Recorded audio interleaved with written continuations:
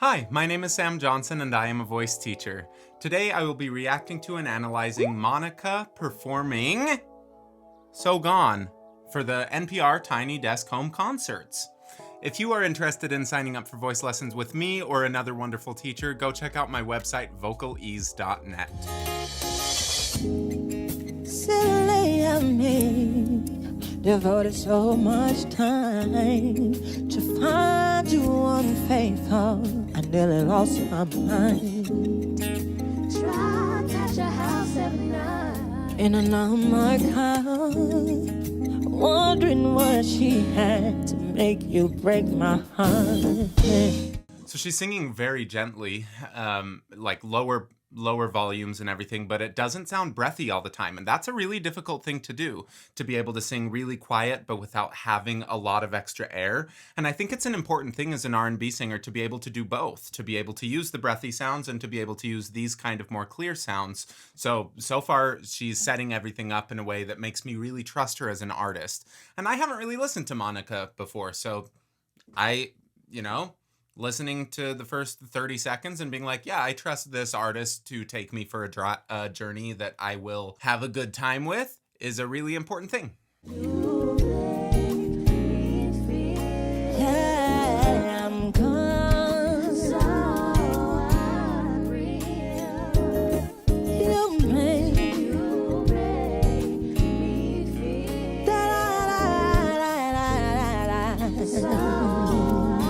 So if you've watched me much, you probably know that I am a big fan of narrow vowels. And with a lot of the students that I work with, I ask them constantly, hey, can we stop smiling into that vowel? With her, she's really, really good. And I think that the wideness that she's using, that and that, it gives a little bit of a bright sound, but it doesn't. When I hear her do it, it doesn't sound like she's going to start pulling chest. It doesn't sound like it's making things unbalanced. It still sounds familiar. And also, it doesn't totally distort the tone quality. Like, sometimes when people start smiling into a vowel like that or opening their mouth really wide in that way, it distorts it. It makes it start sounding way too bright, too ah. But with her, like, it doesn't. So you have to just kind of know every little change that you make to your mouth is going to make a difference. And sometimes when you're learning how to sing, it's better to limit some of those choices, limit some of those options, and maybe focus more on just a ma, ma, ma until you get used to how that works. And then you can make this little change and see if it totally throws off the system or not. But because she's so familiar with her voice, she understands how her whole system works, and she can make some of those changes without everything getting totally wrecked. Now listen, boy, I'm a rowdy chick. Sometimes I gotta fight cause my mouth too slick. Baby, why you doing me like I ain't worth? Make me wanna ride past your house and sit. I love that jacket. Just to show you Monica ain't having it. So in love with you like a drug addict.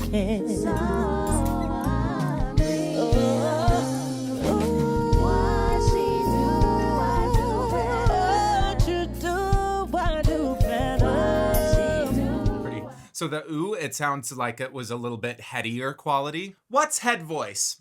What's chest voice? We use these terms a lot, and I've talked about them before, but they're still kind of confusing for a lot of people. Chest voice, I usually talk about chest voice as being anything that you feel in your chest. Head voice, I usually talk about anything that you feel in your head. There are so many ways to kind of talk about what's going on with the voice, and a lot of singers can only really talk about what's going on experientially, and so chest voice and head voice make a lot of sense with that. With what she just did with the ooh, was it chest voice? Probably not. It was probably mode 2, which means that just the ligament of your vocal folds are coming together rather than the entire body of the vocal folds. However, sometimes you can sing a high note and have the entire body of the vocal folds coming together. And so a lot of what I'm doing is guessing. And sometimes I'm wrong, and that's okay because I can still sleep at night. But what I heard with that was that she started with a little bit more of just like the edges coming together. It still sounded like they were resisting the air. There wasn't a lot of that breathy sound that I was talking about earlier. that I really haven't heard her use much of a breathy sound at all, to be completely honest. So even as she's moving between these different modes and between registers, everything sounds consistent, and that's one of the things I really like in a singer. Anyway, she started in more of that mode 2 kind of sound. It sounded headier to me, and then when she came out of the ooh, it sounded like she blended really smoothly into more of a mode 1 kind of coordination. And to me, that all falls under the umbrella of mix. And I know that some people will argue with me about that, but that's fine, because there are so many different ways to talk about mix, and for me, it really is just, is there a smooth transition between registers, between vowels? Does it all sound like the same sort of voice? And do we have some sort of volume ability with it? Because if you're doing a really, really heavy mix, you might not be able to get as quiet. And that's where, at what point does it become a yell? We can get very, very picky about all of these things. But anyway, with her, it sounds like she's walking that line really, really smoothly, which as an audience member, it just makes us feel like we can relax. What she do?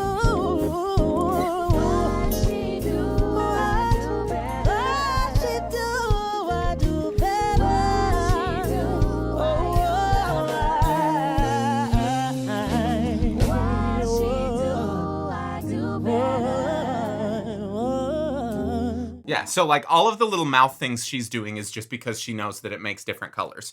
And it's totally on purpose. It's not like, oh, I have to do this thing with my mouth to be able to go to this next note. And to me, that's the big differentiator. So if you are one of my students or just someone who watches my videos a lot, that's kind of got to be the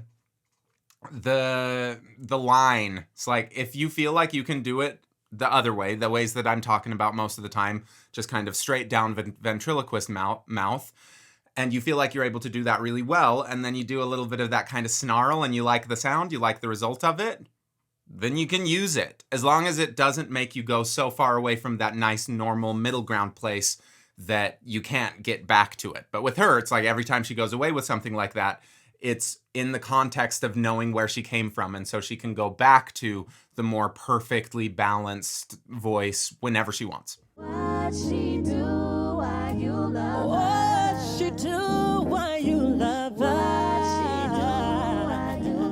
Really good runs. Do I do better? Yeah, so like going back and forth between that lighter do one, it's challenging. It shows that there's a lot of skill. A lot of times when you go into that lighter kind of voice, people tend to get stuck there. They have a hard time coming back down into this more balanced full voice sound, or vice versa. If you're in like a fuller voice sound, if you don't really know what you're doing, sometimes when you try to go to some of those higher notes, just that big of a change can be difficult. It's not for her. Like, it sounds so smooth. Yeah, just her voice is so smooth.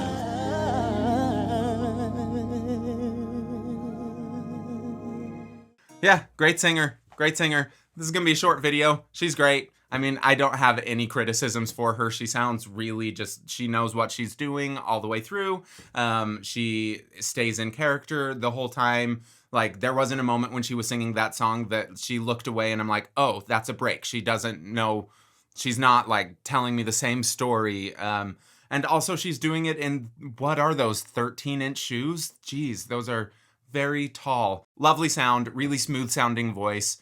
There was nothing that she did that I'm like, oh my gosh, this is just the most skilled thing ever, and my face is melting. But I don't need that from every performance that I see. And with her technique is so solid that I know if she wanted to go to do some of those other things that like make people go, oh my gosh, how are you doing that she'd be able to. And that kind of shows that just because you have a lot of options available to you, you don't need to use them all the time. Sometimes it's inappropriate to do those really, really big belts in every single song, or all of these like crazy acrobatics. And she is absolutely a skillful acrobatic singer. Like, the runs that she was doing were very precise. They were in key really well. They moved quickly. She's a really good singer. Yeah, be more like Monica if you can.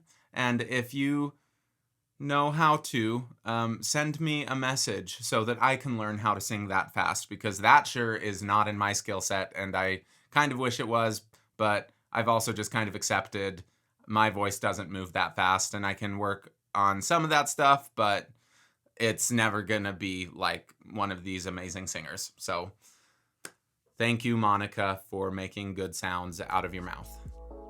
Thank you for watching. Please like, subscribe, leave a comment below. Check out my website. Go book a lesson with me or Vanessa or Mark, who are wonderful, wonderful teachers, and will teach you how to sing songs. Maybe not quite as well as Monica, because she is really, really good, but we can definitely get you progressing a little bit.